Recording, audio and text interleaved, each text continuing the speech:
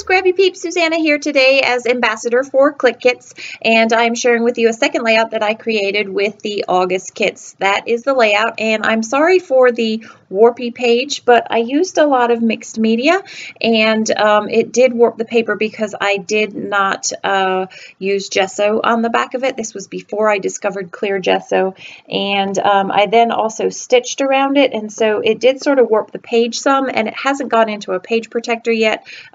So it hasn't flattened that out. Now in the August kits, there are these Heidi Swap words, and you have the option of running these through the Minc.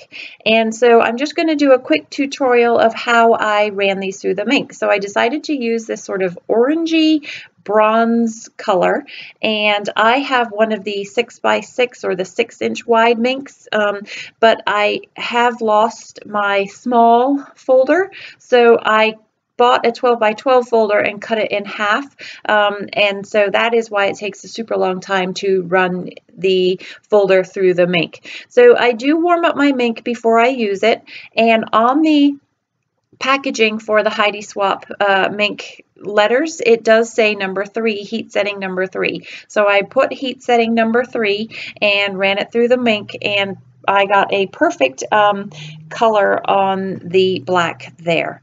So this is me speeding through making that background. I used Distress Oxide inks, and I used the 4 different colors that complement the colors that are in this collection, and then I just splatted ink on the top of that for a background, and it doesn't look like anything special there, but I used the digital cut files, they're florals, and I arranged the florals into a heart shape, and I am going to overlay that over that Distress Oxide background.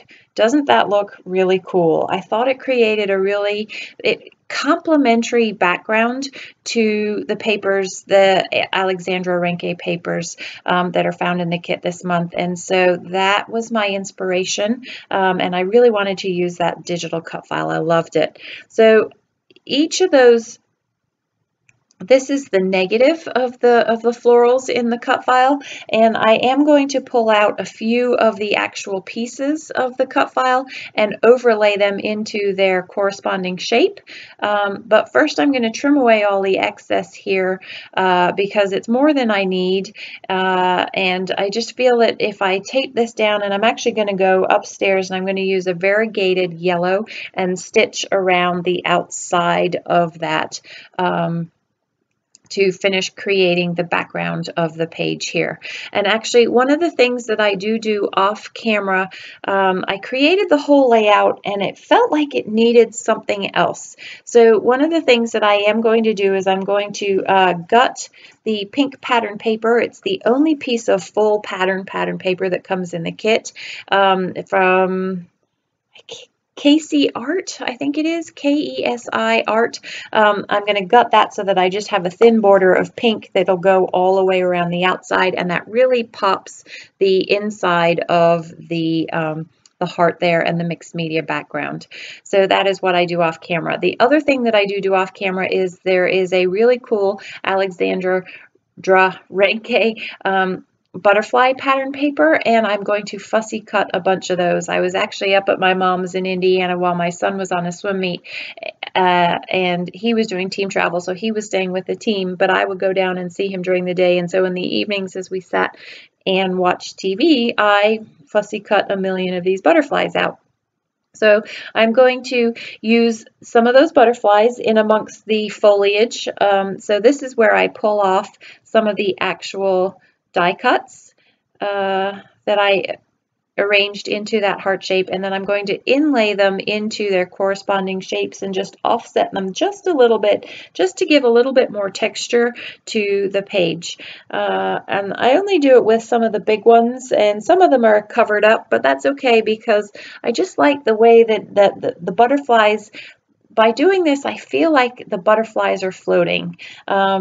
And it just creates a really cool effect on the page there. So that's where I went upstairs and stitched around everything, and then I'm going to rebuild the layout that I had already built before I went upstairs, but I didn't want to sew those elements down. So I'm going to put these loose foliage pieces, flowers and leaves into the heart.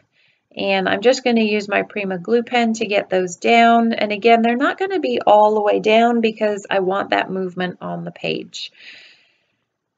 Adhere those down. And then there really isn't a lot of embellishment on the page. I used some of the die cuts, the exclusives that Gia made. They are absolutely gorgeous. She did some watercolor and created some really neat embellishments that go with this kit, and they add a really nice pop of bright color. There's no blue anywhere else in the layout, but I really loved that blue butterfly, and I felt that it didn't stand out too much on its own because it had the darkness of the purple and the red in the other elements there. So I'm going to put that Heidi Swap piece that I ran through the Minc and added foil to, and then just a splattering of embellishments here and there. The die cut butterflies, I am going to use some of the hearts. They're these dimensional hearts. They're kind of bulky, and they're bulkier than what I normally would put on a page, but given that the paper is already fairly warped from my mixed media adventures, I figured, what the heck, it doesn't really matter. And those pops of pink there, I am going to spread around the page so that they do create a bit of a visual triangle.